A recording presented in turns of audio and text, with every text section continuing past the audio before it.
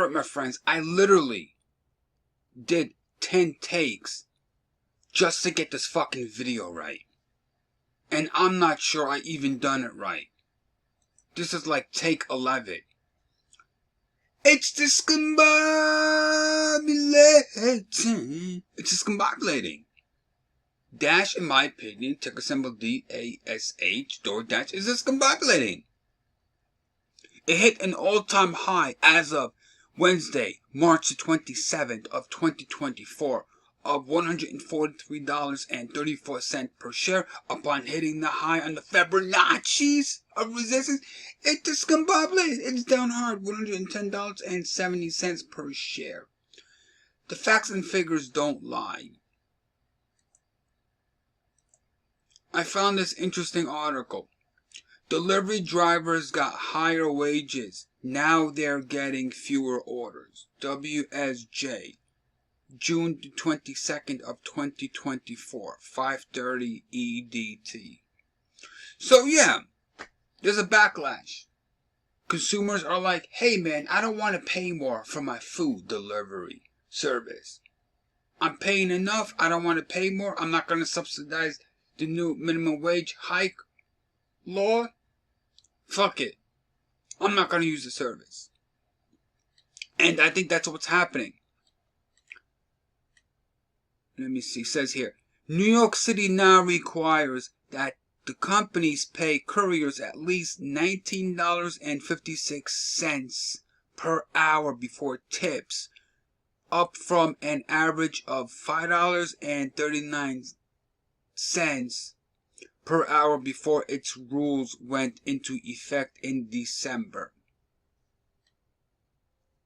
Uber Eats orders in Seattle fell 45% last quarter from the same period a year earlier after the company imposed a $4.99 fee on each order to cover the city's new payment requirements. Period.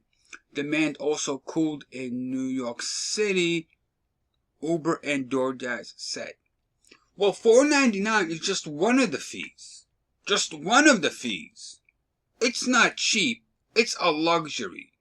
Okay? If you're too lazy to get up off your ass and go down to the restaurant and pick up the food yourself, and you can get one of these drivers to get the food for you, it's a luxury. It's not a cheap service. Okay? It's not cheap at all.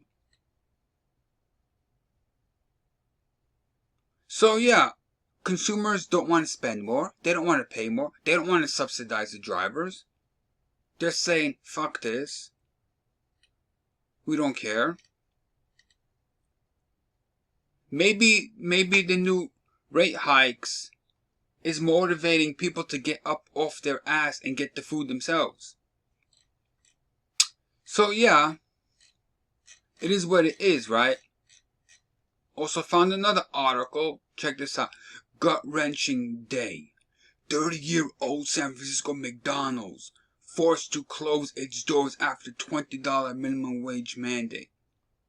Of course, it says the same thing I have been saying for a long time. People don't want to spend more for their fast food if they don't have to. I'm willing to spend $5.99 for burger, shake, and fries. And no more. I don't want to spend $10. And that's what people are saying. So the restaurant is like, well, okay, fine. The consumers don't want to support us. They don't want to support the new wage. We'll just shut down and relocate to another city, which is more friendly to our franchise. And that's what's happening. Now, what could the city do? The city could come in and say, all right, we'll give you tax breaks.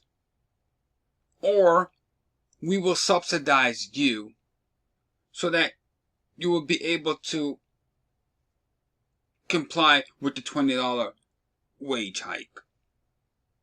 Or the city can say, fuck you. Or the franchises can say, fuck you. We're just going to leave and go to a friendlier state. Now, what could the state do that mandates a $20 $20 minimum wage. What can they do? Can they force the restaurants to stay open? No, it's unconstitutional. So they're shit out of luck. The city is shit out of luck. Your local community is shit out of luck. Your employees are definitely shit out of luck. And the restaurant's going to say, look, we can't afford it. But what could the restaurants do? Like I said, they could raise their menu fees. But then that will have a backlash because the consumers will say, look, I don't want to spend more for my Big Mac. I'm not willing to spend more. I come here because I don't want to have to spend a lot of money. Traditionally, fast food joints were considered user-friendly, consumer-friendly. You can get a good deal for your buck. But, you know, I don't want to spend $12 for a small meal. Sorry. And that's what happens. But what could the franchises do? They can say, all right, we'll just reduce staff, right? And we'll go through with animation. What do they call it? Animation?